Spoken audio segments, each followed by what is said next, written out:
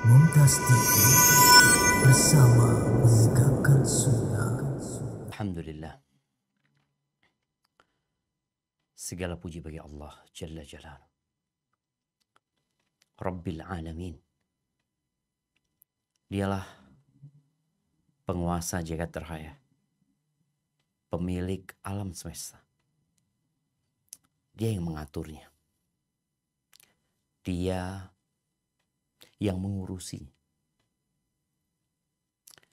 Dia berbuat apa yang dia kehendaki, dan semua yang dilakukan olehnya berlandaskan ilmu dan hikmah.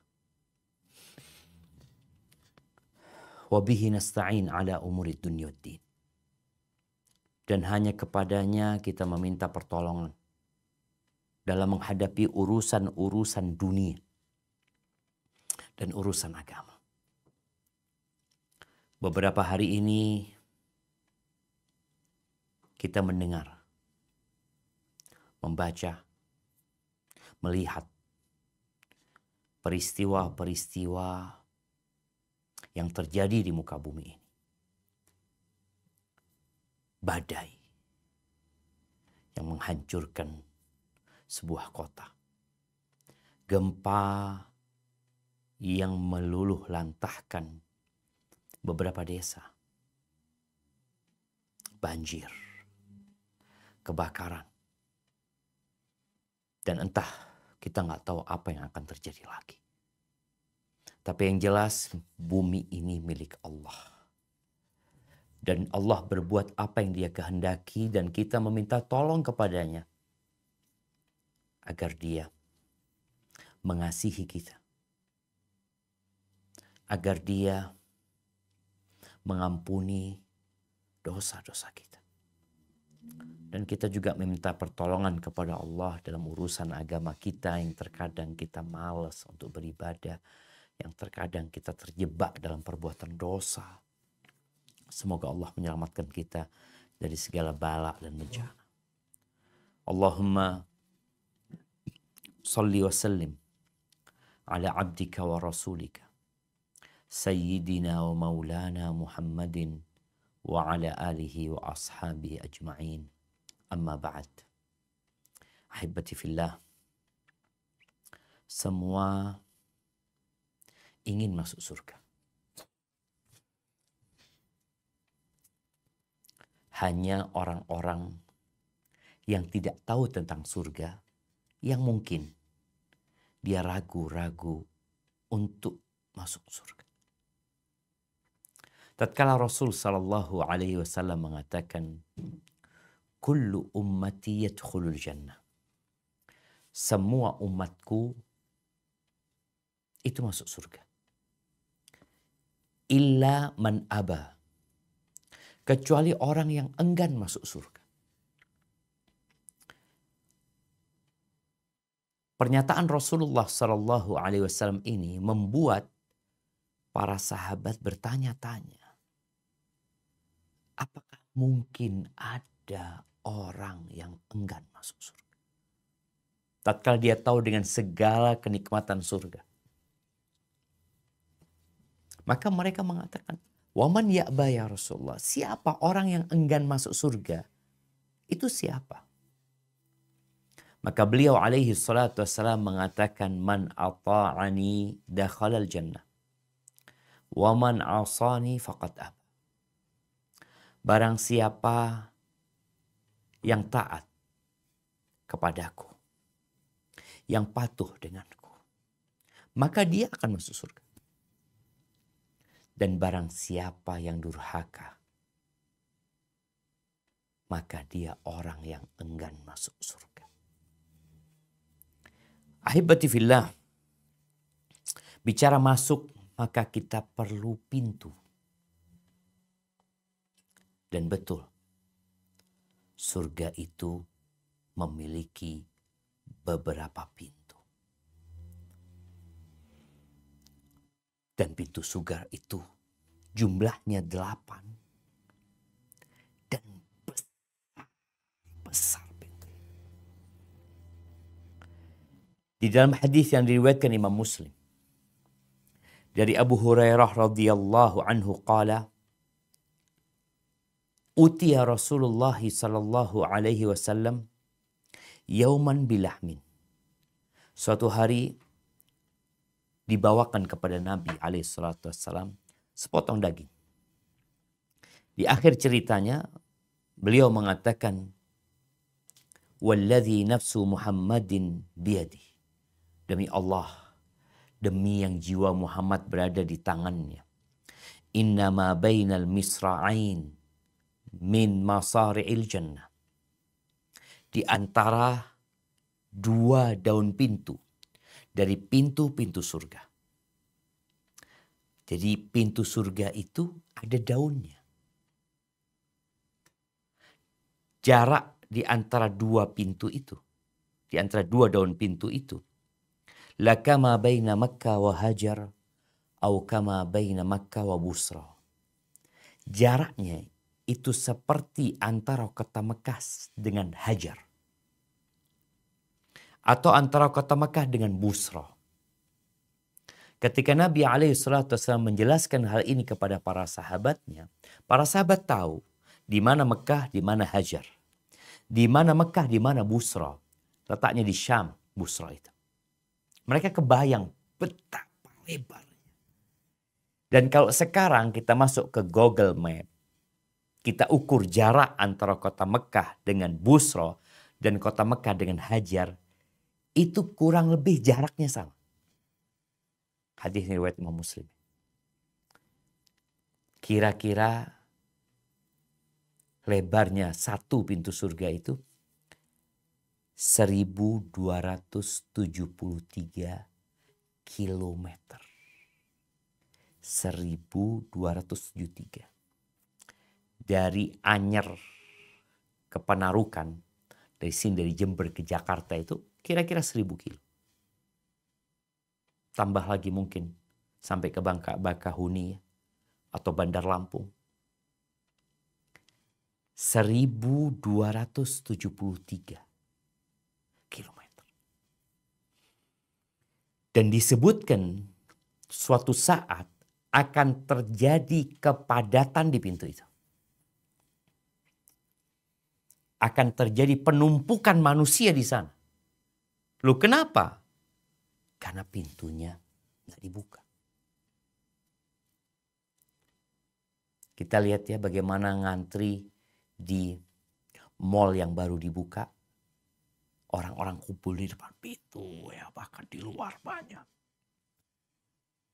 Mereka mau masuk tapi nggak dibuka.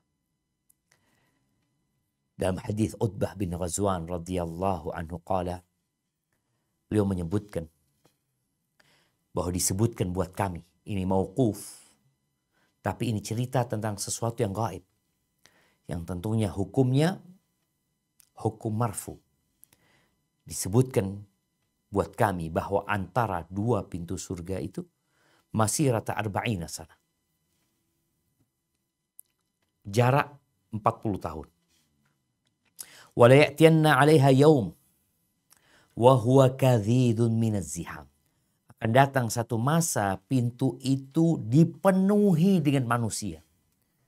Semoga kita termasuk yang berdesak-desakan di pintu itu untuk masuk surga. Kenapa mereka berdesak-desakan? Tadi karena pintunya nggak dibuka. Mereka menanti, mereka menunggu di sana sampai datang Rasulullah SAW, Nabi kita Muhammad alaihi salatu wassalam. Kata Anas bin Malik radhiyallahu anhu, qala Rasulullah sallallahu alaihi wasallam, ati babal jannah. Jadi setelah orang-orang melewatin sirat yang berada di atas neraka jahanam, mereka tidak otomatis masuk surga. Mereka ditahan di qantarah, semacam jembatan antara neraka dengan surga. Untuk apa? Untuk dibersihkan hati mereka dari perkara-perkara yang terjadi di antara penghuni surga ketika di dunia. Mereka sama-sama masuk surga, tapi pernah ada masalah ya. Setelah itu mereka mendatangi pintu surga. Dan Nabi SAW mengatakan, ati babal jannah. Aku mendatangi pintu surga. Fa'astaftih. Kemudian aku minta dibuka. Dalam riwayat lain disebutkan fa'aqra. Aku ketuk pintu surga itu. Di riwayat lain disebutkan aku ambil bundaran untuk ngetuk pintu itu. Fa'uqaqi babal jannah. Aku ketuk pintu surga. Lalu ada suara dari dalam yang bertanya, man anta? Siapa nih yang ngetuk-ngetuk pintu? Engkau siapa? Fa'aqulu Muhammad sallallahu alaihi wasallam. Aku mengatakan Muhammad. Apa kata malaikat penjaga pintu surga? Fayaqul bika umirtu an la aftaha li ahadin qablak. Denganmu aku diperintahkan agar aku tidak membukakan pintu surga ini untuk siapapun sebelum engkau yang masuk. Nggak ada. Ini menunjukkan kemuliaan Rasulullah Sallallahu Alaihi Wasallam. Dan di hadis Usamah bin Zaid radhiyallahu anhuma, Nabi alaihi salatu wasallam mengatakan, qumtu ala babil jannah. Aku berdiri di atas pintu surga. Fa idza amatu man dakhalaha al-masakin. Nabi melihat siapa yang masuk. Ternyata kebanyakan yang masuk surga itulah orang-orang miskin. Wa ashabul jaddi mahbusu. Orang-orang kaya tertahan. Karena mereka harus dihisap. Kalau yang diambil halal dihisap, yang diambil haram diadab. Mereka tertahan gara-gara harta mereka. Wa qumtu ala babin nar. Aku berdiri di atas pintu neraka. Kalau pintu surga itu 8, pintu neraka itu ada 7. Aku berdiri di pintu neraka, fa idza amatu man dakhalahan nisa. Ternyata kebanyakan yang masuk neraka itu adalah wanita. Ahibati fillah. Di surat Az-Zumar ayat 73-74. Allah Azza wa Jalla menceritakan bagaimana proses digiringnya manusia menuju ke pintu-pintu surga. Ini buat orang-orang yang beriman tentunya. Coba kita baca.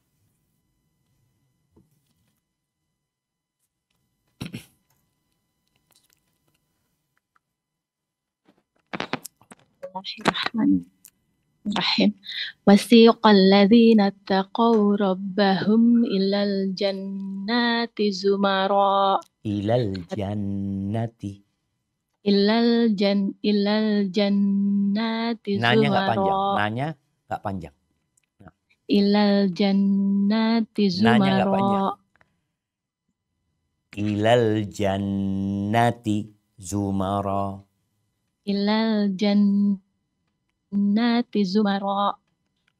Hatta idza ja'uha wa futihat abwabuha wa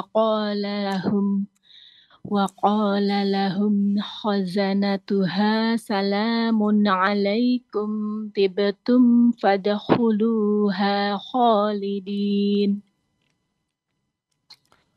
wa qalu alhamdulillahilladzi sadaqana wa'dahu wa awrathanal arda natabawwa'u minal jannati haitsu nasya.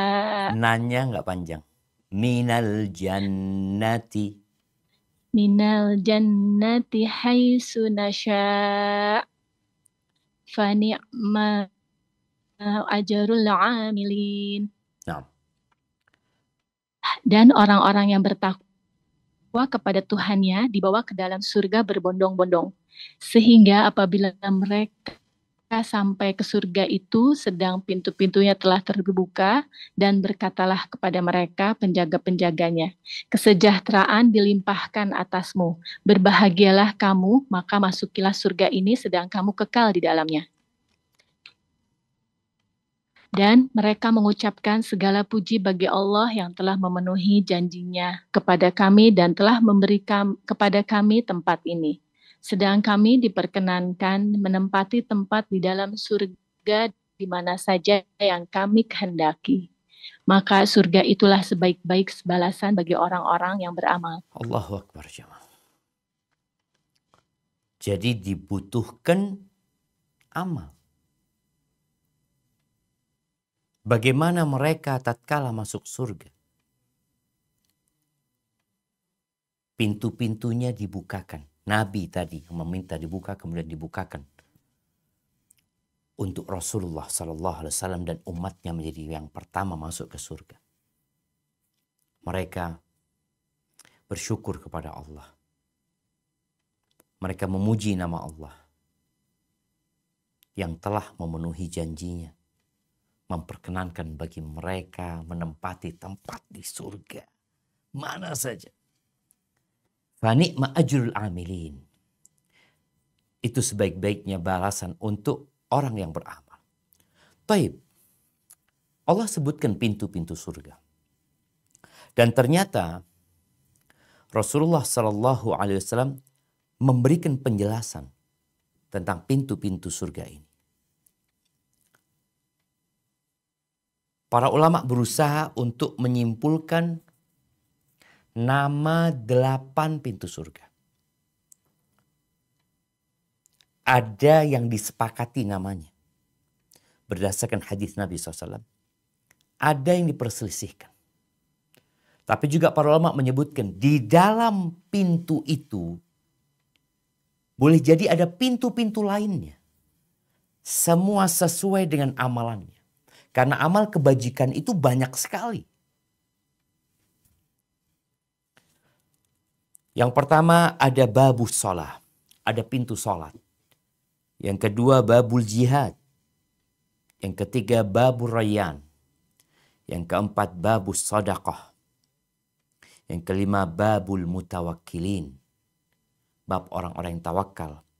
Yang keenam babu birril walidain. Yang ketujuh babu dzikir. Kemudian yang kedelapan babu taibin. Babnya orang-orang yang bertobat. Adapun berkaitan dengan 4 bab yang pertama. Bab sholat. Yang ingin masuk dari pintu sholat ini. Apa kata Nabi SAW? Faman kana min ahli sholati du'iya min babis sholat. Barang siapa yang ahli sholat. Maka akan dipanggil dari pintu sholat. Jadi kalau engkau ingin dipanggil dari pintu sholat, namamu dipanggil. Jadi ingat nanti kita akan bicara di akhir tentang orang-orang yang diperkenankan masuk dari semua pintu. Pintu yang 8 itu ada orang yang diperkenankan. Tapi bukan dipanggil. Yang kita bicarakan sekarang ini tentang pintu-pintu surga yang dimana sesuai dengan ibadah orang itu akan dipanggil. Dipanggil jemaah. Fulan. Bayangin ya. Ketika dalam kerumunan manusia itu. Tahu-tahu ada yang memanggil namamu. Fulan. Fulan. Engkau masuk dari pintu sholat. Man kana min ahli sholat. Barang siapa yang rajin sholat. Bukan hanya sholat yang 5 waktu. Kenapa? Kalau sholat yang 5 waktu, ya semuanya sama sholat 5 waktu. Tapi ini orang punya keistimewaan. Dan kalau kita lihat ya, manusia ini memang berbeda-beda. Ada yang rajin sholat malam, tapi nggak pernah puasa sunnah. Ada yang rajin puasa sunnah, tapi ya dia nggak terlalu banyak sholat sunnahnya. Tapi yang jelas, barang siapa yang ahli sholat, dia sholat yang 5 waktu, plus sholat sunnah rawatib, sholat malam, sholat duha, du'iya min babis sholat. Akan dipanggil dari pintu sholat. Jadi kalau engkau ingin Dan kita tahu yang pertama dihisab pada hari kiamat adalah sholatnya. Sholatnya benar, yang lainnya insya Allah benar. Yang kedua, waman kana min ahlil jihad du'iya min babil jihad. Barang siapa yang ahli jihad, seorang yang suka berjuang jalan Allah Azza wa Jal, mengorbankan jiwa, raga dan hartanya, dan masuk dalam pintu ini orang-orang yang haji. Karena disebutkan haji itu jihad buat wanita ya. Maka dia akan dipanggil dari pintu jihad. Ada orang yang haji cuma sekali. Tapi ada orang yang haji 2 kali, yang ke sunnah, yang ketiga, yang keempat. Ditambah umrohnya dia umpamanya. Jadi sebenarnya memasukkan haji itu masuk ke jihad ini. Barang siapa yang rajin berjihad akan dipanggil dari pintu jihad. Babur Rayyan. Untuk siapa? Man kana min ahli siyam du'iya min babir Rayyan. Barang siapa yang rajin berpuasa sunnah. Yang wajib udah selesai. Kalau bicara kewajiban, kita semua tahu rukun Islam yang 5. Ya, kita 2 kalimat syahadat, sholat 5 waktu, puasa Ramadan, bas puasa Ramadan saja itu yang wajib. Tapi ada orang yang puasa Ramadan ditambah 6 hari di bulan Syawal, ditambah 3 hari setiap bulannya, atau dia puasa Senin Kemis, atau ditambah lagi dia puasa Daud. Barang siapa yang rajin puasa, ingat bukan hanya puasa Ramadan, maka dia akan dipanggil dari Babur Rayyan. Ada pintu namanya Babur Rayyan. Dipanggil jamaah. Du'iya dipanggil. Bukan dipersilahkan, tapi dipanggil. Ayo fulan, fulan. Gimana nama antum dipanggil? Maka lihat bulan kemarin berapa hari engkau berpuasa? Sunnah. Tentunya setelah ya usahakan melunasi utang-utang. Yang keempat, babus sadaqah. Wa man kana min ahli sadaqah du'iya min babis sadaqah. Barang siapa yang rajin sedekah, bukan hanya zakat wajib ya, yang hanya 2,5%, enggak. Dia rajin bersedekah, ada yang harian sedekahnya, ada yang pekanan, ada yang bulanan, setiap dia dapat gaji, dia sedekahkan. Pokoknya dia rajin bersedekah, rajin membantu orang lain. Du'iya min babis sedekah, maka dia akan dipanggil dari pintu sedekah. Maka perhatikan, selesaikan yang wajib, tambahin yang sunnah-sunnah. Sehingga engkau menjadi orang yang istimewa. Kalau enggak, sama aja kayak yang lainnya. Rata-rata orang, sholatnya 5 waktu. Puasanya hanya Ramadan. Sedekahnya, zakat aja. Ketika Nabi SAW menyebutkan hadis ini, Abu Bakar tanya, adakah orang yang dipanggil dari semua pintu? Dipanggil. Dari semua pintu. Kata Nabi, ada. Dan aku berharap engkau yang dipanggil dari semua pintu surga. Nah, ahibati fillah. Adapun yang kelima, pintu yang kelima, yaitu bab mutawakkilin, bab orang-orang yang bertawakal. Itu nama pintunya bab al-Aiman, atau bab yang bagian kanan dari pintu-pintu surga ya. Nabi SAW dalam hadis riwayatkan Imam Bukhari dan Muslim, Allah mengatakan kepada Nabi SAW, Ya Muhammad, adkhilil jannah min ummatika. Wahai Muhammad, masukkan ke surga dari umatku, man la hisaba alaih, yang tidak ada hisab buat dia, min babil aiman min abwabil jannah, dari pintu bagian kanan dari pintu-pintu surga. Wa hum syuraka'un nas fi ma siwa dzalik min abwab. Ini khusus buat orang-orang yang tawakalnya besar kepada Allah, yang masuk surga tanpa hisab, bagian kanan. Pintu-pintu lain dia boleh masuk.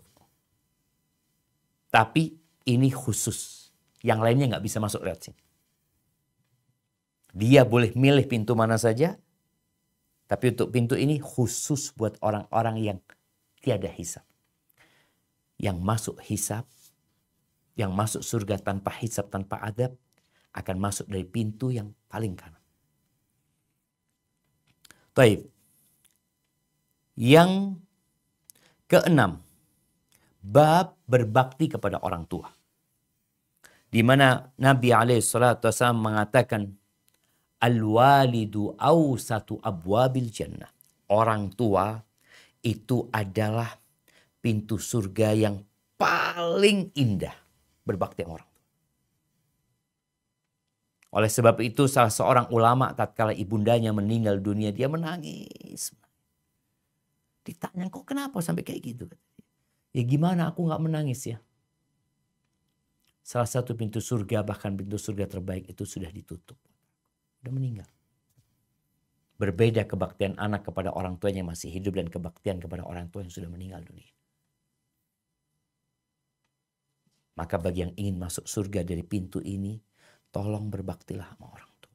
Kita tidak sedang membahas tentang ayat-ayat yang memerintahkan untuk berbakti. Tapi paling tidak, apabila engkau seorang istri, kau perhatikan bagaimana kebaktianmu kepada orang tuamu.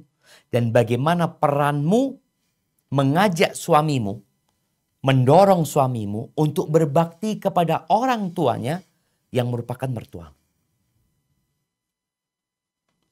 Untuk apa? Untuk dapat dipanggil dari pintu yang paling indah. Bab berbakti kepada orang tua. Nah, yang ketujuh.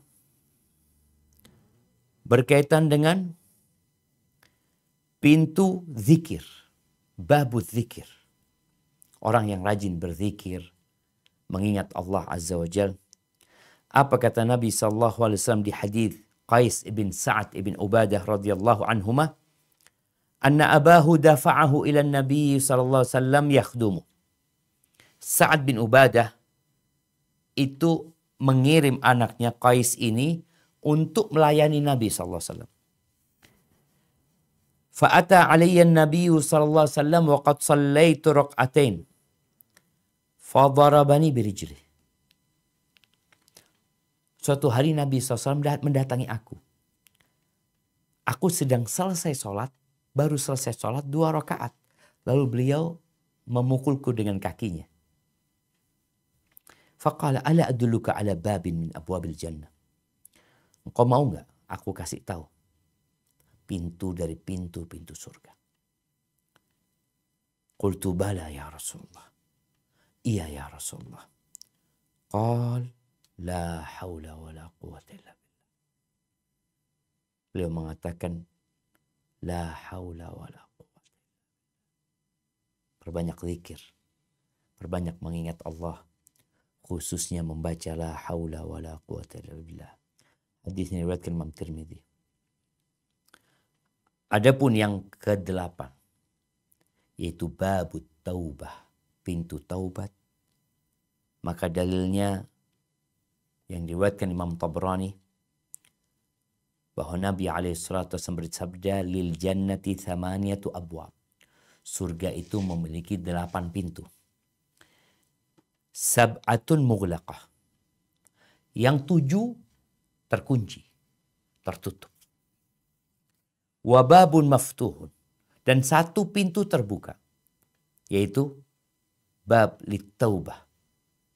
Hatta tatlu asyams min nahwi. Jadi sampai matahari terbit dari barat. Ini menunjukkan pintu taubat nih terbuka.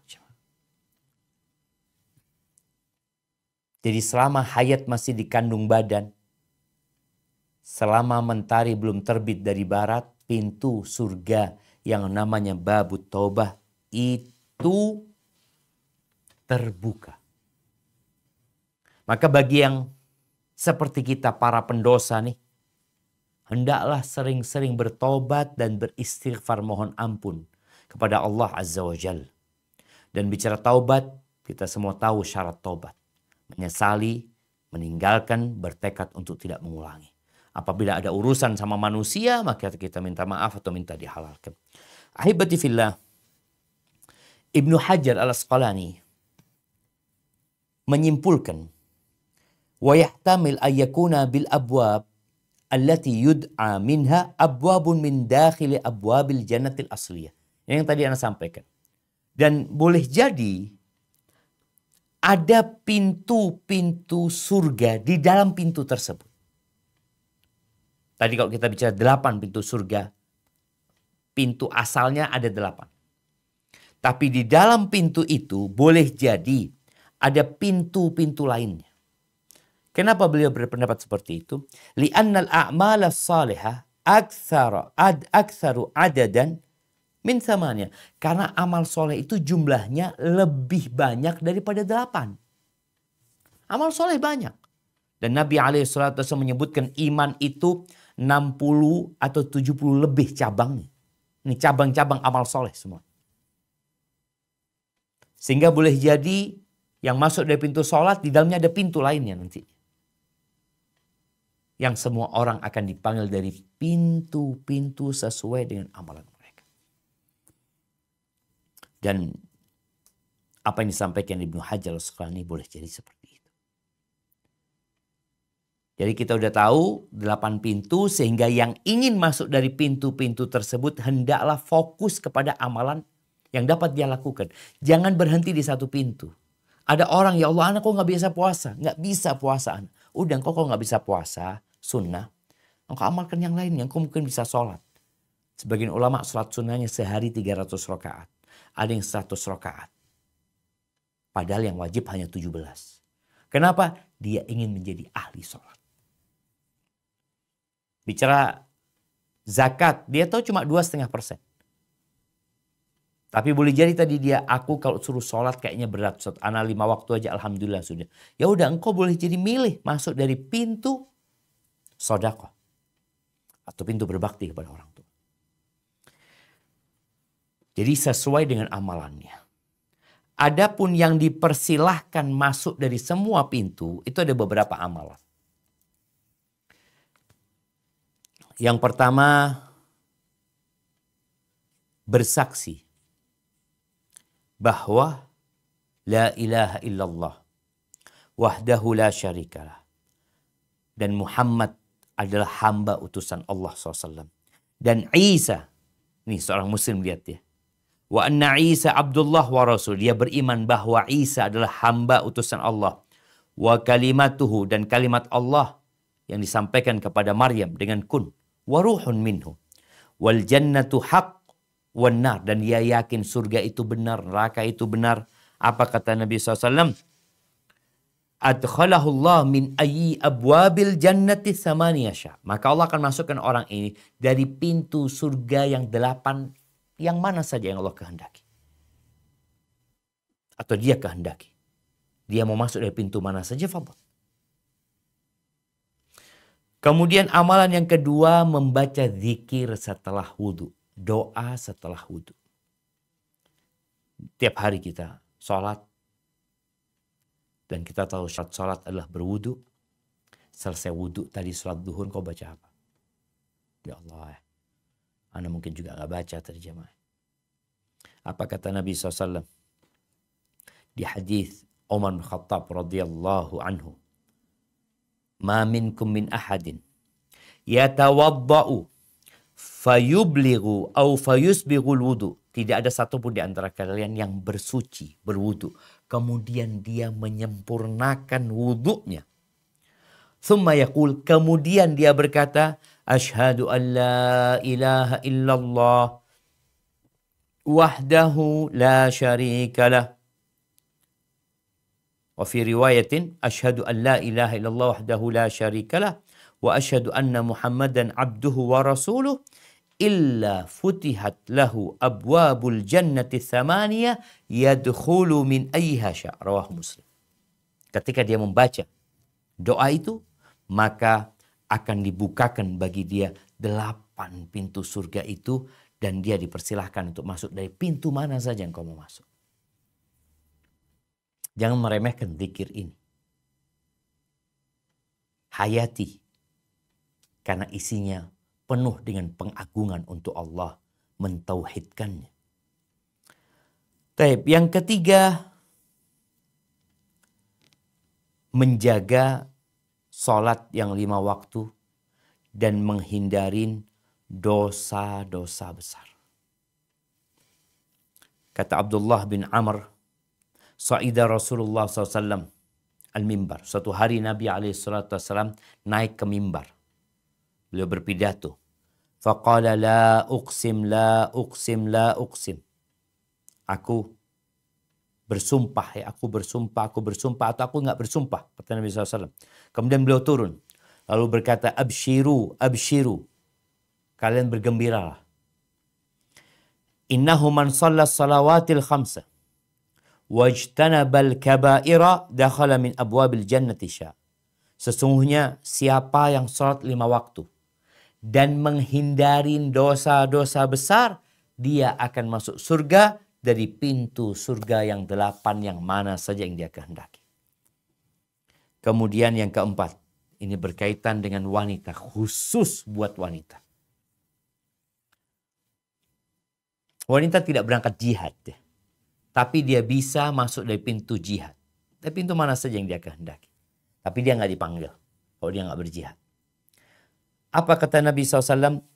Idza sallatil mar'atu khamsaha wa samat syahraha wa ahsanat farjaha wa ata'at ba'laha faltadkhul min abwabil jannati sya'at.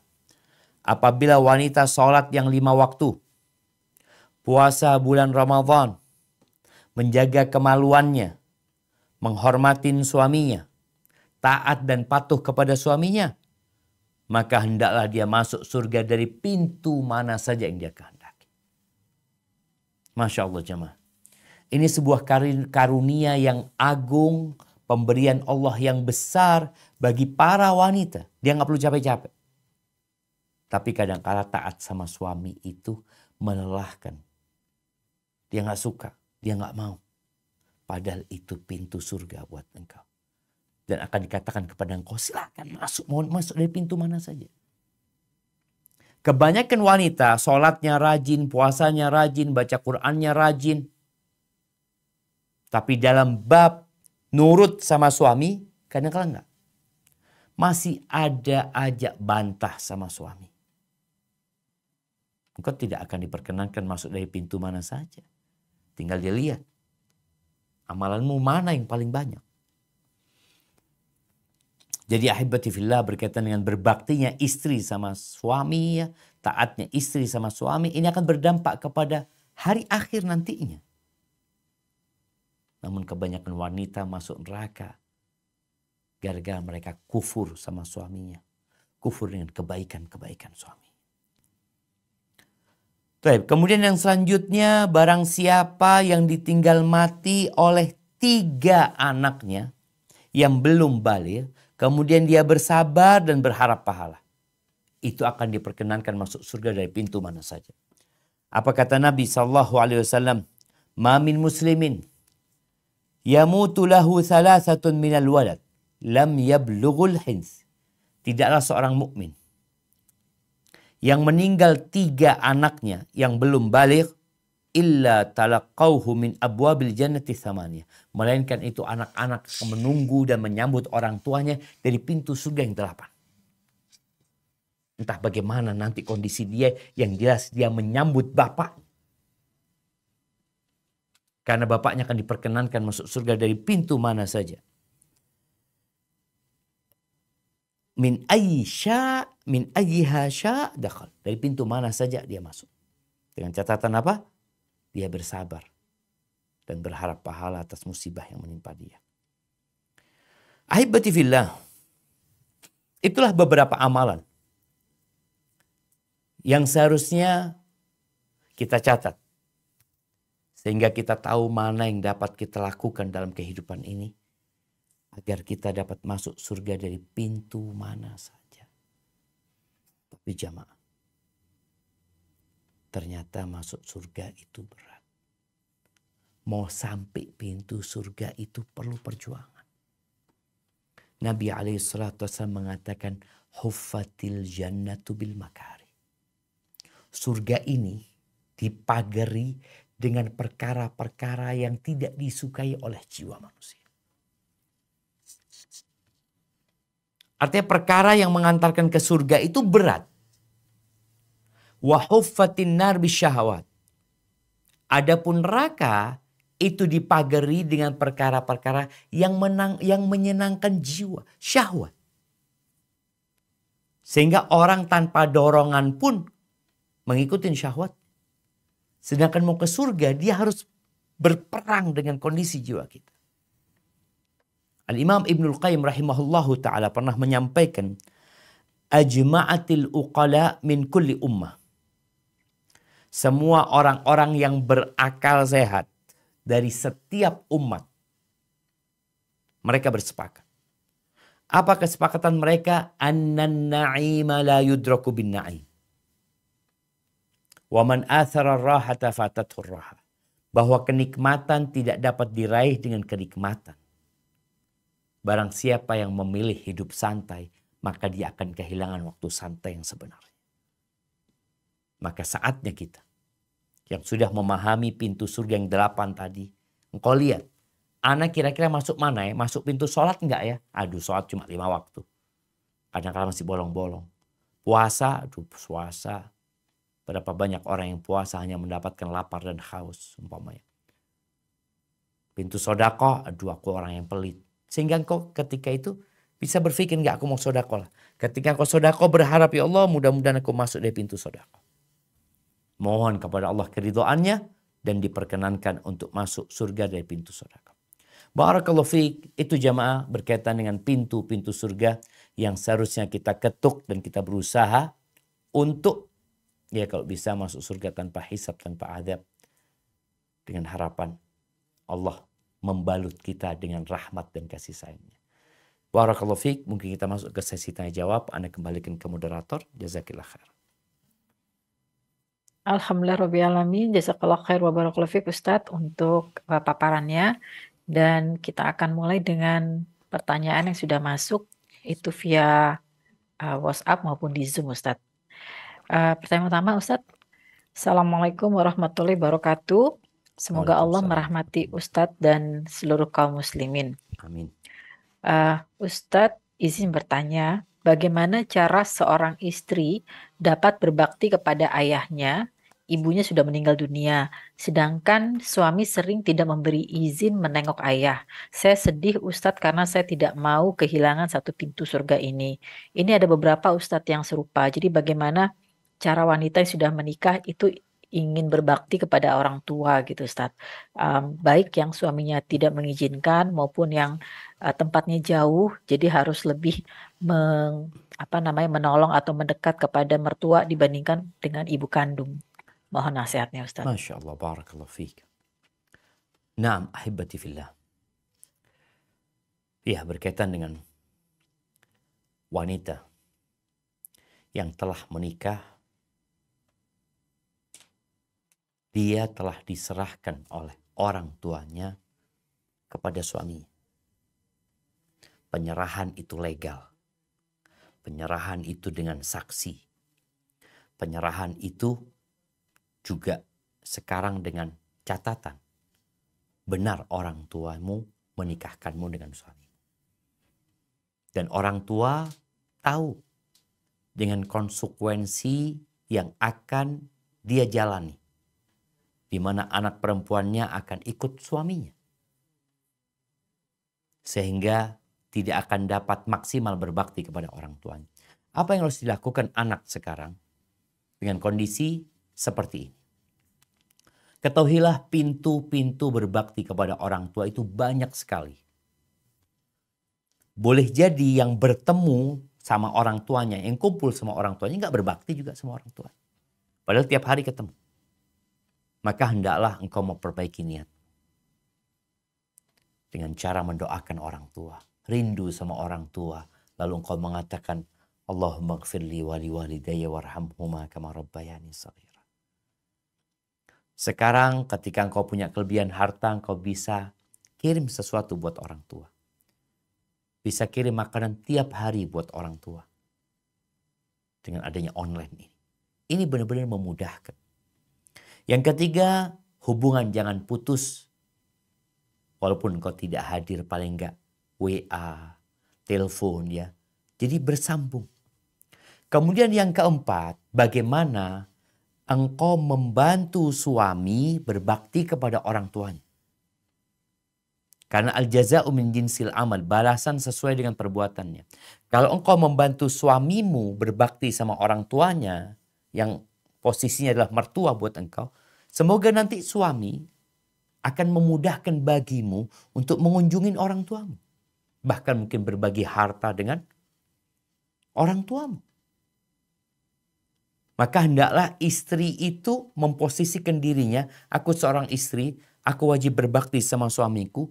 Layani suamimu dengan baik, bantu dia berbakti sama orang tuanya. Semoga suamimu tergerak hatinya untuk tidak melarang lagi engkau datang ke orang tua.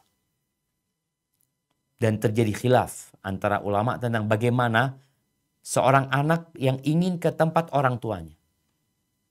Yang sahih tetap dia perlu izin sama suaminya.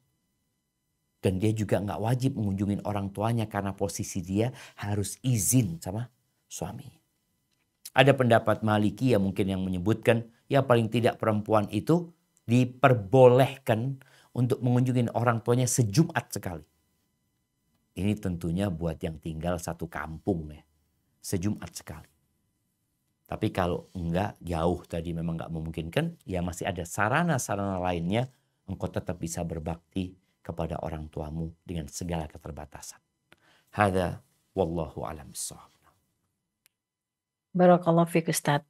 Berikutnya kita akan beri kesempatan kepada Ummahat yang hadir di Zoom. Pertanyaan, Afwan, satu pertanyaan dan langsung bertanya Ukhti Mega. Tafadholi Ukhti. Assalamualaikum warahmatullahi wabarakatuh. Waalaikumsalam warahmatullahi wabarakatuh.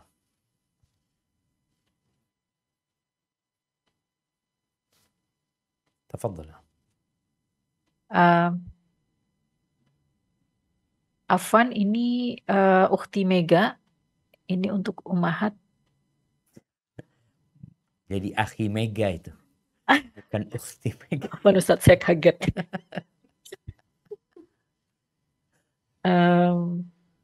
Baik, sementara kita lanjutkan dulu, ditunggu Ummu Muhammad dulu sebentar. Tafadholi Ummu Muhammad. Jazakillah khairan.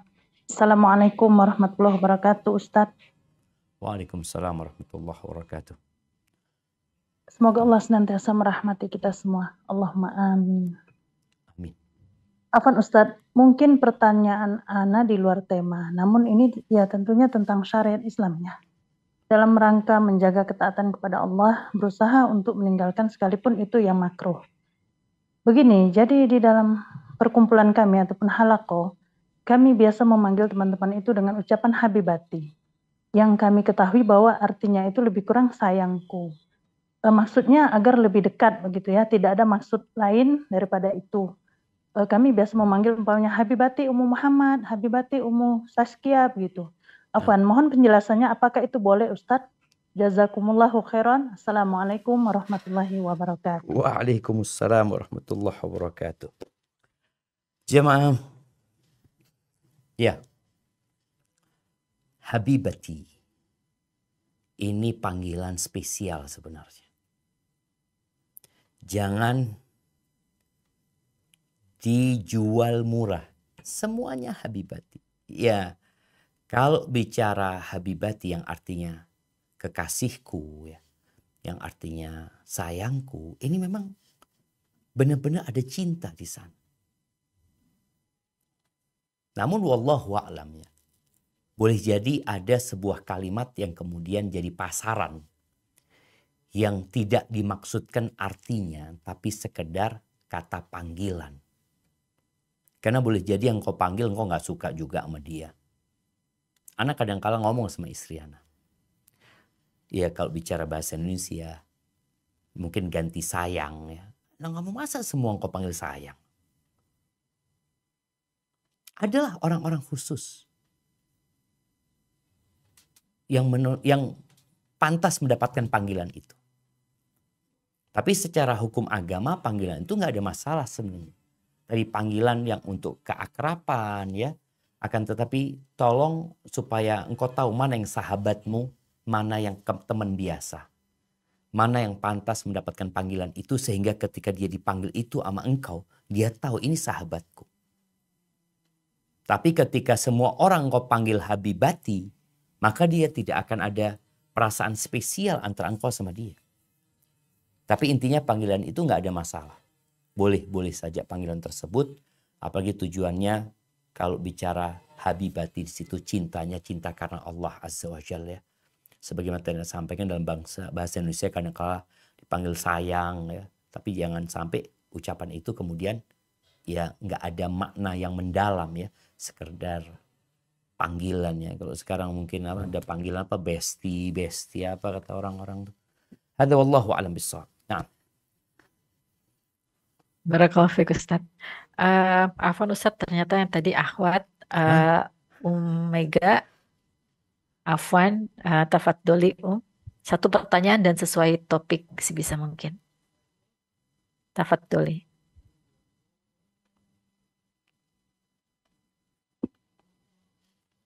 Bagaimana perempuan yang tidak memberikan ibunya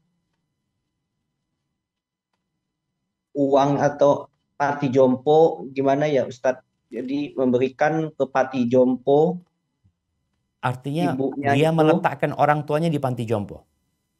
Ya. Dan tidak memberikan uang kepada orang tuanya. Memberikan uangnya.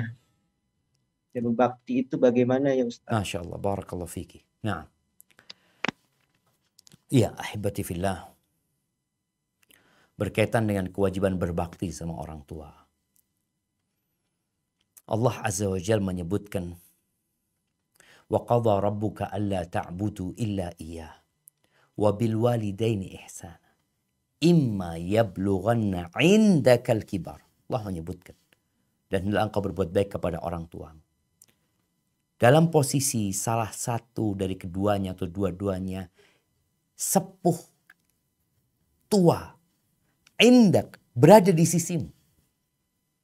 Bukan di panti jompo ya. Tapi berada di sisimu. Di sini ada arahan bagaimana seorang anak itu mendampingi orang tuanya. Menjadikan orang tuanya ada di sisinya.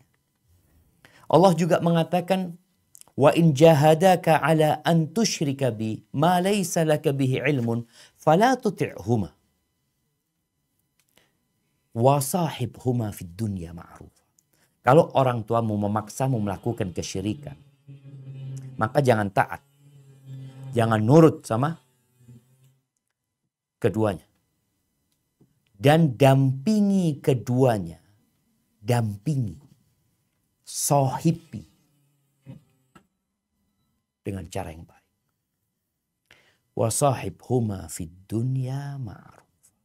Pendampingan. Bukan ditinggal. Maka berkaitan dengan anak yang tidak memberikan nafkah kepada orang tuanya. Maka dilihat kondisinya. Kalau dia mampu, dia wajib memberikan nafkah kepada orang tua. Tapi kalau dia nggak mampu, lain lagi ceritanya. Karena Allah tidak memberikan beban kepada hambanya melebihi batas kemampuan dia. Ketika dia mampu, maka seharusnya dia memberikan nafkah. Kalau bicara tadi panti jompo.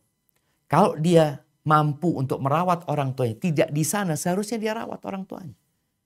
Tapi ada orang yang memang sama, aku juga nggak punya rumah. Posisi dia memang benar-benar sulit. Maka berbeda-beda kondisinya. Tapi yang jelas anak ini diperintahkan untuk mendampingi orang tuanya. Menemani orang tuanya. Bukan menitipkan orang tua di tempat tersebut. Kadang-kala seorang anak merasa capek, lelah ngerawat orang tuanya. Itu pintu surga loh. Jadi kalau kita memandang dengan kacamata ini pintu surgaku. Hilang semua kelelahan. Hilang semua kegundahan. Kenapa? Ini pintu surgaku. Bahkan Nabi SAW menyebutkan Awsatu abwabil jannah, pintu surga yang paling indah itu orang tua. Maka anak-anak, ya salah satu mahasiswa bimbingan Ana pernah nulis skripsi tentang panti jompo yang ada di Jember. Dia membuat penelitian kenapa orang tua diletakkan di sana sama anaknya. Ternyata banyak orang tua yang diwawancarai, dia tahu salahnya dia. Dia yang tidak perhatian sama anak-anak. Dia yang tidak berbuat baik kepada anak-anak. Dia yang zalim sama anak-anak. Bukan berarti anak boleh menzalimin orang tuanya, tidak. Tapi ternyata banyak orang tua yang memang kurang berbakti sama anaknya. Sehingga dibalas sama Allah Azza wa Jalla, balasan buat dia itu anak-anaknya gak perhatian sama dia. Tapi sekali lagi bukan berarti di sini ada legalitas anak untuk menzalimin orang tuanya. Karena kita gak boleh melakukan itu. Anak tetap wajib berbakti. Walaupun orang tuanya kafir, walaupun orang tuanya zalim, dia tetap wajib berbakti. Ya tentunya dengan segala kemampuan dia yang dia miliki. Dan jangan takut ya ketika engkau berbagi sama orang tua, jangan berpikir hartamu akan berkurang. Enggak. Sodakoh itu tidak mengurangi harta. Apalagi kalau dalam rangka berbakti sama orang tua, engkau akan diluaskan rizkinya, dipanjangkan umurnya. Hadza wallahu a'lam bissawab. Barakallahu fiik Ustaz. Pertanyaan berikutnya yang masuk saya akan bacakan. Bismillah Ustaz. Qadarullah wa masa'afala, anak-anak satu-satunya meninggal saat berumur 12 tahun. Saat ini Ana sedang dalam proses digugat cerai oleh suami karena suami menyalahkan peristiwa itu ke Ana. Mohon apa? Anaknya meninggal dunia? Afwan, bisa diulangin pertanyaannya? Oke. Bismillah Ustadz, qadarullah wa masafala, anak Ana satu-satunya meninggal saat berumur 12 tahun. Saat ini Ana sedang dalam proses digugat cerai oleh suami karena suami menyalahkan peristiwa itu ke Ana. Mohon nasihatnya Ustadz, bagaimana Ana bisa menghibur diri karena apakah anak Ana juga akan menunggu Ana di sorga nanti karena dia sudah balik. Meskipun dia meninggal karena kesalahan Ana meski tidak sengaja. Dikatakan bahwa dia akan menggandeng orang tuanya ke surga nanti. Apakah itu termasuk ayahnya yang zolim terhadap ibunya setelah dia meninggal? Ini juga ada yang bertanya serupa Ustadz, bagaimana jika anak yang meninggal hanya satu orang meskipun belum balik? Apakah juga akan tetap menyambut orang tuanya di pintu surga nanti Ustadz? Masya Allah, barakallahu fiik. Naam, ahibati fillah. Yang pertama berkaitan dengan kematian anak. Ana yakin orang tua nggak ingin kematian anaknya, apalagi itu anak satu-satunya. Tapi terkadang ada keteledoran dari orang tua yang ya menyebabkan anak itu meninggal dunia umpamanya. Apa yang harus dilakukan? Engkau istighfar, mohon ampun sama Allah Azza wa Jalla. Kalau memang di situ ada peranmu sehingga anak itu meninggal dunia, maka engkau bertobat dan memohon ampun kepada Allah Azza wa Jalla. Dan tadi ada ungkapan bahwasanya ayahnya zalim.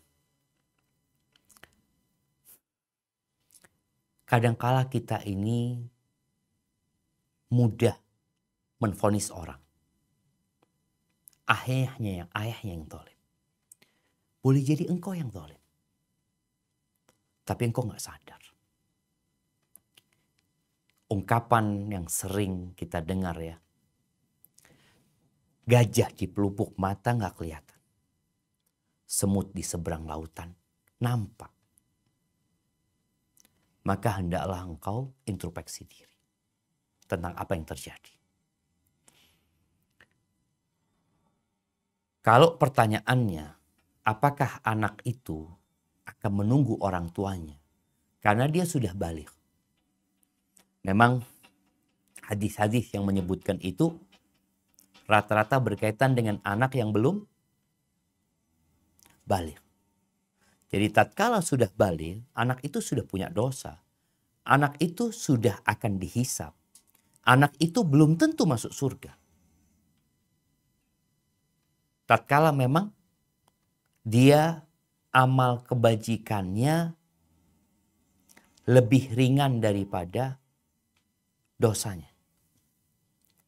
Allah mengatakan fa'amma man thaqulat mawazinu fahuwa fi 'isyatir radiyah. Barang siapa yang lebih berat timbangan kebaikannya, maka dia akan berada di kehidupan yang menyenangkan. Tapi yang ringan amal solehnya, ya akan ada di neraka. Apabila tidak diampuni sama Allah Azza wa Jalla. Jadi buat yang sudah balik, itu akan melalui proses hisab dan boleh jadi masuk neraka. Dan perkara ini perkara yang perlu kita ingatkan selalu ya. Bahwasanya anak itu walaupun dia masih kecil tapi sudah balik, itu dihisab sudah.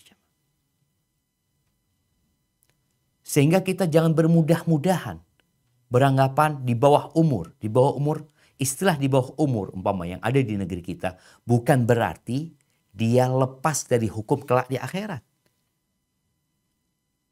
Karena pena malaikat diangkat kalau dia belum balik. Kalau sudah balik, dicatat sudah amalan. Jadi kalau bicara anak itu belum balik, apakah akan menunggu ayah dan bundanya? Kalau belum balik, insya Allah dengan catatan orang tuanya sabar menerima musibah tersebut. Ini berkaitan dengan musibah yang menimpa, bagaimana sikap orang tuanya. Ada orang tua yang tidak sabar, marah-marah. Dia tidak menerima takdir Allah Azza wa Jalla. Apakah anaknya akan menunggu? Belum tentu. Karena yang bersabarlah dikasih balasan, anaknya menunggu orang tua. Apabila anak itu hanya satu, walaupun satu, insya Allah anak itu akan menunggu orang tuanya. Rasul SAW ketika menyebutkan tentang anak-anak yang disuruh masuk surga, mereka nggak mau. Mereka mengatakan, kita tunggu orang tua kami. Dia akan memberikan syafaat kepada orang tuanya, menunggu orang tuanya. Hadza wallahu a'lam bissawab. Nah. Baik Ustadz. Afwan Ustadz, berarti tidak harus 3 ya Ustadz. 1 pun insya Allah bisa Ustadz. Iya, walaupun satu. Artinya mereka yang punya anak 1 tapi bersabar ya. Insya Allah tentunya ada perbedaan antara anak 1, anak 2, anak 3. Karena musibah yang ditinggal 1 anak berbeda dengan yang ditinggal oleh 2 anak. Dan tingkatan syafaat yang diberikan juga berbeda ketika rombongan anak-anaknya menunggu orang tuanya dengan yang hanya 1 yang menanti orang tuanya. Tapi yang jelas insya Allah mereka tetap diperkenankan untuk memberikan syafaat dan menanti orang tuanya. Hadza wallahu a'lam bissawab. Barakallahu fiik Ustadz.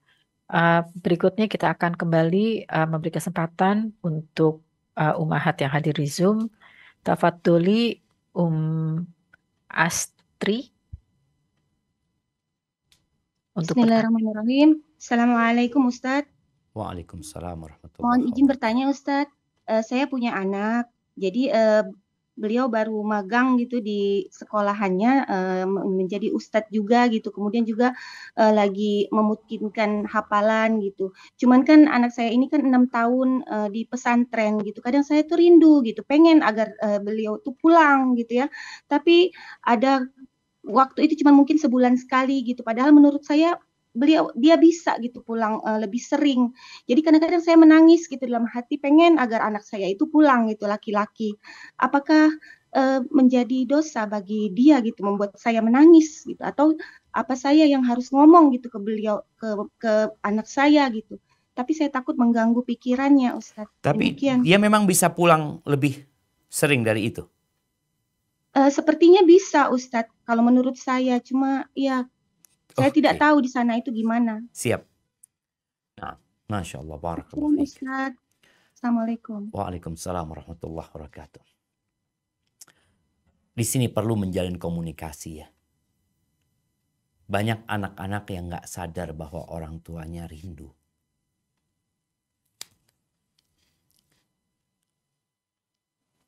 Sehingga kesibukan dia ngajar di pesantren ya. Kesibukan dia menuntut ilmu. Kadang-kala membuat dia gak terlalu memikirkan orang tuanya. maka perlu adanya pembicaraan. Sampaikan kepada anak. Sampaikan kepada anak yang mengatakan, nak, kalau bisa pulang lebih sering, nak ya. Ibu rindu sama engkau. Sehingga dia sadar kalau ternyata ibunya rindu. Karena dalam bayangan anak itu kadangkala ya ada yang pesantren itu tempat buang anak. Pikiran mereka seperti udah masuk sana udah. Orang tuanya mau lepas tangan. Padahal enggak. Maka perlu diingatkan anak-anak tersebut. Makanya kajian-kajian tentang berbakti kepada orang tua. Kenapa harus terus diulangin, terus diulangin? Karena manusia itu lupa. Kesibukan membuat dia terlena. Yang terkadang menurut dia sudah berbakti, padahal dia belum berbakti. Dan kadangkala dia datang sebentar kemudian sibuk dengan kawan-kawannya. Nah ini perlu diingatkan. Jadi nggak ada masalah buat ibu kalau memang, ibu kan tadi persepsinya insya Allah bisa, belum tentu bisa juga. Boleh jadi dia dapat izin hanya sebulan sekali dia liburnya. Sebagaimana anak-anak santri itu libur. Karena terkadang yang sebagai musyrif di pesantren itu lebih sering, lebih harus mendampingin anak-anak itu. Dan nunggu anak-anak libur baru mereka bisa pulang. Hadza wallahu a'lam bissawab. Nah. Jazakallah khair Ustaz. Pertanyaan berikutnya akan dibacakan. Saya bacakan. Bismillah, Assalamualaikum warahmatullahi wabarakatuh. Semoga Allah Ta'ala senantiasa menjaga dan memberikan keberkahan serta rahmat kepada Ustadz dan keluarga. Amin ya rabbal alamin. Ustadz, bila seorang suami meninggal mendahului istrinya, apakah pintu menuju surga melewati pintu mana saja masih bisa didapat oleh seorang istri sepeninggalan suaminya tanpa menikah lagi? Barakallahu fiik. Masya Allah, barakallahu fiik. Naam, ahibati fillah. Iya, ada wanita-wanita yang sangat soleha ya. Bagaimana dia berbakti kepada suaminya sampai suaminya meninggal dunia. Apakah dia akan mendapatkan fadilah masuk dari pintu mana saja yang dia kehendaki? Insya Allah apabila dia memenuhi persyaratan. Apa persyaratannya? Sholat yang 5 waktu, puasa Ramadan, terus dia menjaga kehormatan dirinya, taat sama suami. Artinya ketika suaminya hidup, dia adalah yang taat sama suaminya. Sehingga suaminya ridho sama dia. Karena ada wanita-wanita yang setelah suaminya meninggal dunia, dia baru sadar kalau ternyata dia banyak menyakiti hati suami. Kalau ternyata dia banyak tidak menghargai suaminya. Sehingga selesai sudah. Tinggal dia bertobat. Cuma kan masalahnya nanti boleh jadi suaminya akan nuntut pada hari kiamat. Karena tetap ya bicara hak suami istri ini. Mereka boleh saling menggugat. Kalau ternyata suami tidak memberikan hak istri, istri tidak memberikan hak suami. Allah akan tegakkan keadilan. Tapi kalau sebelum meninggalnya suami, dia memang istri yang taat sama suami. Artinya suami ridho sama dia, insya Allah dia akan diperkenankan masuk surga dari pintu mana saja yang dia kehendaki. Hadza wallahu a'lam bissawab. Jazakallah khair Ustaz. Berikutnya akan saya bacakan kembali pertanyaan yang masuk. Assalamualaikum warahmatullahi wabarakatuh. Ahsanallahu ilaikum Ustadz. Ustadz, kami akhwat yang bersuamikan WNA, warga negara asing mualaf Ustadz. Terkadang susah untuk menurut suami dalam hal syariat. Contoh seperti diketahui asuransi mobil tidak boleh. Suami kekeh harus ada asuransi dan masih banyak hal lain yang terkait fikih lainnya. Bagaimana kami istri-istri yang berusaha belajar dan mengamalkan dan suami menjadi berseberangan dalam banyak hal. Mohon pencerahannya Ustadz. Masya Allah, barakallahu fiik. Ya jamaah, ketika seorang suami ngajarin istri, kadang-kala istri nggak mau dengar. Karena dalam pandangan istri, suamiku bukan ustadz. Bagaimana kalau kebalikannya? Istri yang ngajarin suami. Yang mungkin sang suami merasa dialah pemimpin, walaupun pemahaman agamanya sedikit sehingga dia yang mengatur, maka solusinya adalah membawa suami untuk konsultasi. Yang pertama, samakan visi dan misi dahulu, bahwasanya ketika dia masuk Islam, harapannya dia bisa masuk surga bareng sama istrinya. Dan sampaikan kepada suami, kita perlu belajar. Ada hal-hal yang mungkin ana tidak ketahui atau engkau tidak mengetahui, kita tanyakan. Allah mengatakan fas'alu ahla dzikri in kuntum la ta'lamun. Tanyalah kepada orang yang berilmu kalau kalian nggak ngerti. Maka ajaklah suami untuk bertanya. Bawa suamimu. Nah ini PR lagi kalau suami nggak mau seperti itu. Dia tugas istri menyampaikan semaksimal mungkin. Selama yang dilakukan oleh suami nggak sampai keluar dari Islam ya. Berarti dia masih tetap dalam keislamannya, hanya saja ada pelanggaran-pelanggaran yang perlu diluruskan. Maka nasihat Anda, bawalah suamimu untuk datang ke ustadz, untuk tanya ke ustadz, dan bikin suamimu dekat sama ustadz. Karena memang dulu kalau ada orang masuk Islam, Nabi SAW menyuruh sahabat yang lainnya untuk fokus sama dia. Mengajarkan agama dan membuat dia hafal Quran. Tahu sama Al-Quran. Mungkin itu yang perlu dilakukan istri. Hadza wallahu a'lam bishawab. Barakallahu fiik Ustaz. Berikutnya akan kami persilahkan dari Zoom kembali Ukhti Nun ya. Nun. Tafadhol Ukhti.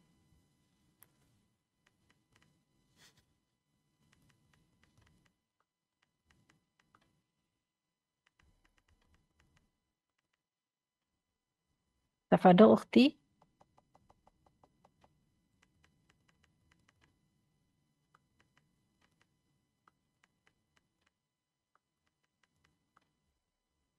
Baik, kalau begitu kita akan lanjutkan dulu berikutnya untuk Ukhti Suryati. Afwan, satu pertanyaan dan langsung ke pertanyaannya singkat.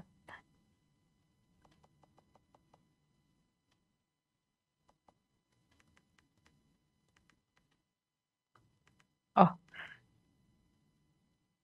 tafadhol Ukhti Nun tadi.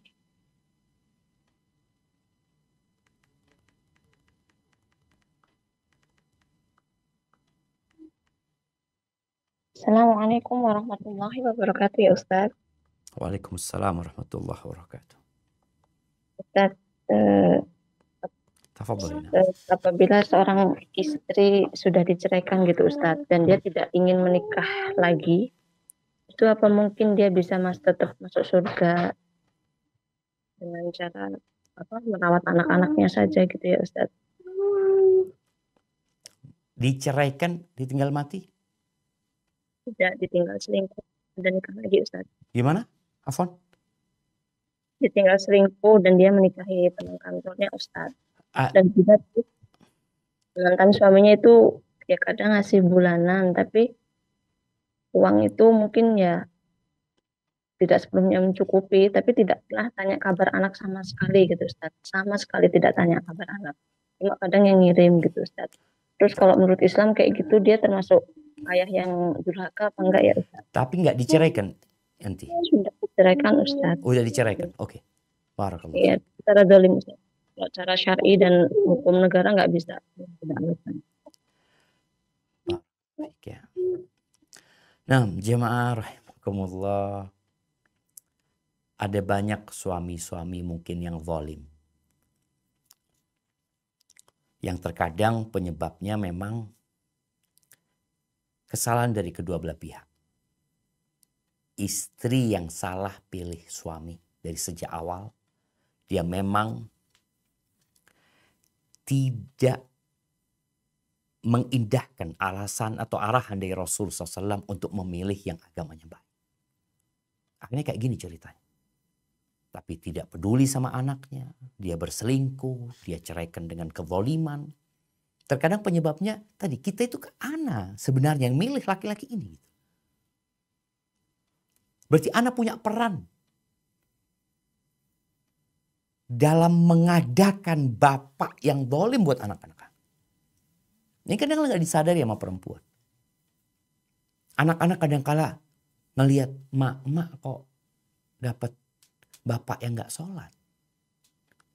Bapak kayak gini mak. Mak kok mau? Maka tolong tanyakan kepada diri. Beda kalau engkau dipaksa untuk menikahin dia. Tapi kadang itu pilihan. Maka kalau bicara kewajiban tadi, kewajiban ayah ya. Setelah bercerai dengan sebelum bercerai terhadap anak-anak itu nggak ada yang berubah. Tapi sekali lagi karena suaminya nggak paham, nggak ngerti, nggak ngurusin, nggak peduli. Maka nasihat ana buat sang ibu, bismillah. Engkau fokus mendidik anak-anakmu. Nafkah yang kau berikan kepada anak-anakmu itu jadi sodakoh darimu kepada dia. Karena sebenarnya yang wajib adalah orang tuanya, bapaknya. Kalau mau diklaimkan, kalau engkau mau anggap itu utang buat orang tuanya itu bisa. Akan dituntut orang tuanya, bapaknya ya, yang tidak memberikan nafkah kepada anak-anak itu karena jadi kewajiban. Tapi sudahlah yang lalu biarlah berlalu. Sesuatu yang tidak bisa engkau dapatkan, engkau mintalah kepada Allah gantinya. Sehingga kau berpikir bisakah engkau masuk surga dari pintu mana saja dengan kondisi seperti sekarang ini? Mungkin. Karena tadi ada amalan-amalan lain yang akan diperkenankan bagi seorang hamba masuk dari pintu surga mana saja. Seperti membaca doa setelah wudhu ya. Tadi mungkin belum kita baca ya. Nah, atau sudah sampaikan tadi membaca doa setelah wudhu ya.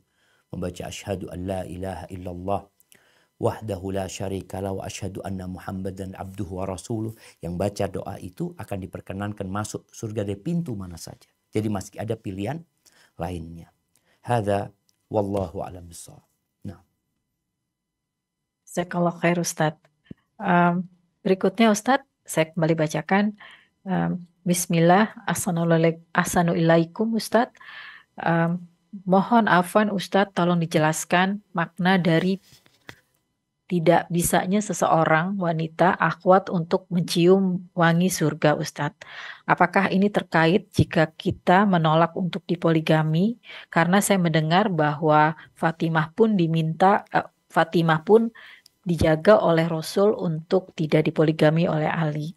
Mohon penjelasannya Ustadz. Barakallahu fiik. Barakallahu fiik. Nah, ahibati fillah. Berkaitan dengan wanita yang gugat cerai suaminya tanpa alasan yang syar'i. Itu yang kata Nabi SAW, dia tidak akan mencium bau surga. Dia menggugat cerai. Adapun berkaitan dengan Fatimah nggak pernah gugat cerai kepada Ali bin Abi Thalib. Fatimah tidak pernah gugat cerai. Kemudian Ali bin Abi Thalib ditegur sama Nabi SAW. Ketika itu dia hendak menikahin putrinya Abu Jahal. Yang Nabi SAW mengatakan enggak boleh dikumpulkan antara putri Nabi dengan putri musuh Allah Azza wa Jalla. Ada banyaklah alasan ulama tentang kenapa Nabi SAW melarang Ali bin Abi Thalib untuk melakukan poligami pada waktu itu. Tapi setelah meninggalnya Fatimah, Ali menikah. Lebih dari satu istrinya Ali. 4 istrinya Ali. Radhiyallahu anhu. Jadi kadang-kala sebagian perempuan ini fokus di cerita Fatimah, tapi tidak dia lupa bagaimana kelanjutan cerita Ali bin Abi Thalib radhiyallahu anhu. Maka di sini sebagian ulama mengatakan ini kejadian khusus yang berkaitan dengan putri Nabi radhiyallahu taala anha wa sallallahu ala nabiyina wasallam. Jadi kalau bicara wanita menolak dipoligami, maka nggak boleh. Tapi kalau dia dizolimin sama suaminya, dia boleh gugat cerai. Jangan dipoligami, dia sendirian. Suaminya nggak poligami, tapi suaminya zolim, dia boleh gugat cerai. Jadi ketika engkau mau menggugat suamimu yang poligami, jangan dikarenakan poligami dia. Tapi cari alasan lain yang memang diperbolehkan dalam agama. Sehingga alasanmu gugat cerai bukan karena poligami. Contoh nih ya, ada perempuan yang suaminya nggak sholat, dia nggak gugat cerai. Suaminya nggak sholat, sholatnya bolong-bolong, dia nggak gugat cerai. Suaminya kawin lagi, langsung dia gugat cerai. Dia gugat cerai karena Allah.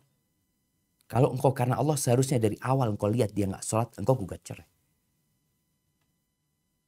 Jadi kan sekarang dia gugat cerainya itu karena nafsu aja. Maksudnya ya karena perasaan dia. Tapi kalau dia gugat cerai suaminya enggak, ana mau gugat cerai suami ana. Kenapa? Wallahi Ustaz, dia durhaka sama orang tuanya. Ustaz. Enggak peduli sama ibu. Ini seorang istri. Karena lihat dosa suaminya, dia tinggalkan suaminya. Jadi sekali lagi berkaitan dengan yang mungkin suaminya nikah lagi, engkau lihat ketika suamimu berlaku adil ya. Kalau bicara berat, susah, nah syariat Allah itu berat. Bukan hanya buat engkau, tapi buat suamimu. Ana bertemu dengan suami-suami yang nikah lebih dari satu ya. Yang mereka menunjukkan bagaimana beban yang mereka terima. Bagaimana dia harus menjaga perasaan istri, marah-marah istri, bagaimana dia menghadapi mertua, bagaimana dia menghadapi ipar, bagaimana kadang-kala dia harus berhadapan sama orang tuanya sendiri. Karena beranggapan anaknya ia melakukan sesuatu yang nggak benar, omongan orang, berat. Sebagian mengatakan, oh ini karena nafsu. Iya, boleh jadi karena nafsu. Tapi di situ ada beban yang dia harus terima. Maka hendaklah seorang wanita ya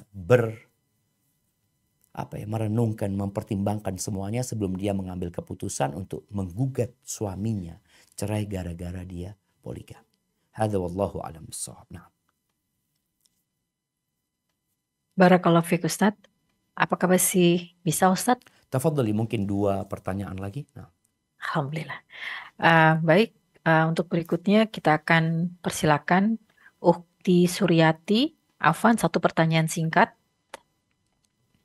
Tafadholi. Assalamualaikum warahmatullahi wabarakatuh ya Ustaz. Waalaikumsalam warahmatullahi wabarakatuh. Alhamdulillah. Alhamdulillah ya Allah.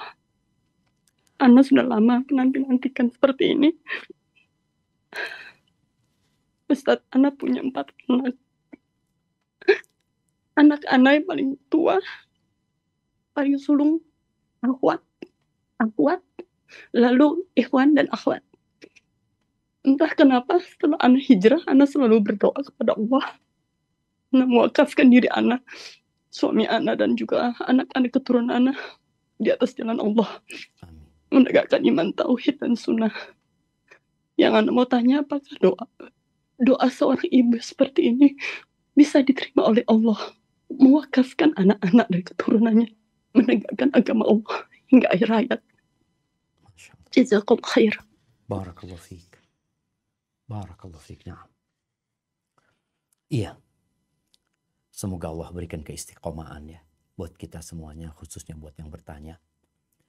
Kalau istilah wakaf yang kemudian tidak bisa diambil kembali, itu mungkin nggak bisa. Dulu itu seorang ibu bisa mewakafkan anaknya seperti nadarnya Ibunda Maryam. Dia nadar, yang ada di perutku ini aku akan berikan untuk menjadi pelayan di Masjid Al-Aqsa. Ya dia berikan sudah. Dia lepas diri dari dia. Dirawat di sana. Jadi benar-benar untuk itu. Kalau sekarang mungkin istilah wakaf itu dia ingin bagaimana anak-anaknya menjadi pejuang-pejuang dalam agama Allah ini, yang menyampaikan agama Allah ya. Jadi hanya istilah wakaf. Tapi yang dimaksudkan bukan wakaf seperti wakaf harta yang kemudian ya karena memang kita tahu anak itu sebenarnya bukan milik kita. Kalau dikatakan suaminya juga bukan milik dia, itu milik Allah Azza wa Jal. Berbeda dengan wakaf harta yang memang dimiliki oleh dia sehingga dia bisa melepaskannya seperti yang dia inginkan. Jadi insya Allah kalau maksud dari doa tersebut mereka menjadi pejuang-pejuang yang hidupnya semua untuk khidmat agama Allah ini, insya Allah nggak ada masalah ya. Dan di antara doa yang dikabulkan adalah doa orang tua. Semoga Allah mengabulkan doa ibu. Barakallahu fikna. Jazakallahu khair Ustaz. Dan pertanyaan terakhir Ustaz ini Masya Allah ada beberapa pertanyaan yang serupa, yaitu terkait dengan anak yang meninggal masih dalam kandungan Ustadz. Jadi ini ada berbagai macam Ustadz, ada yang baru 2 bulan, ada yang 4 bulan, sampai yang belum lahir, udah 8 bulan belum lahir, tapi sudah meninggal dalam kandungan. Apakah ini juga termasuk anak-anak yang akan membawa orang tuanya ke surga Ustadz? Masya Allah, barakallahu fiik. Naam jemaah, insya Allah ya. Mereka bayi-bayi yang dalam kandungan, yang sudah ditiupkan ruh, itu hukumnya hukum anak. Dia akan dibangkitkan pada hari kiamat. Dia juga akan memberikan syafaat kepada orang tuanya. Ada hadis dhaif yang berkaitan dengan anak yang keguguran. Tapi sebenarnya tanpa hadis itu pun, anak-anak yang sudah ditiupkan ruh itu akan dibangkitkan pada hari kiamat. Sehingga ketika dia meninggal dunia, dia dikasih nama ya, tadi umur 4 bulan, setelah berumur 120 hari ya, ketika dia meninggal dunia, dia dikasih nama, dia diakikoin ya. Ya seperti anak lainnya. Maka insya Allah siapapun yang memiliki anak yang keguguran dan sudah ditiupkan ruh di dalamnya, insya Allah anak-anak itu akan memberikan syafaat kepada orang tuanya, tapi dengan catatan ya. Orang tuanya tatkala terkena musibah itu, dia sabar dengan musibah yang menimpa dia. Kalau dia nggak sabar, dia marah-marah ya, bahkan dia mungkin menyalahkan Allah Azza wa Jal, maka tentunya bagaimana dia akan memberikan syafaat sedangkan Allah tidak ridho dengan perbuatan orang tuanya. Syarat syafaat itu adalah izin dan keridhaan Allah Subhanahu wa taala. Hadza wallahu a'lam bishawab. Itu yang dapat Anda sampaikan pada kesempatan kali ini. Kurang lebihnya mohon maaf. Semoga Allah memberikan kepada kita taufik dan hidayahnya agar kita bisa masuk surga dari pintu mana saja. Ingat Abu Bakar ketika Nabi SAW menyebutkan ada pintu sholat, ada pintu sodakoh, ada pintu jihad, ada pintu rayyan. Abu Bakar itu yang dia tanyakan, adakah orang yang dipanggil dari semua pintu? Ini menunjukkan begitu besarnya semangat Abu Bakar untuk beramal soleh. Jadi amal kebajikan apa saja yang bisa dikerjakan, kerjakan. Jangan berpikir, enggak aku kayaknya mau masuk dari pintu puasa aja, aku enggak perlu sodakoh. Enggak, berusaha. Karena kita juga enggak tahu diterima yang mana amalan kita. Maka terus berdoa, Rabbana taqabbal minna innaka antas sami'ul alim. Ya Allah, terimalah dari kami, sesungguhnya Engkau Maha mendengar dan Maha mengetahui. Barakallahu fiik, kurang lebihnya mohon maaf. Ana kembalikan ke moderator. Jazakillah khair.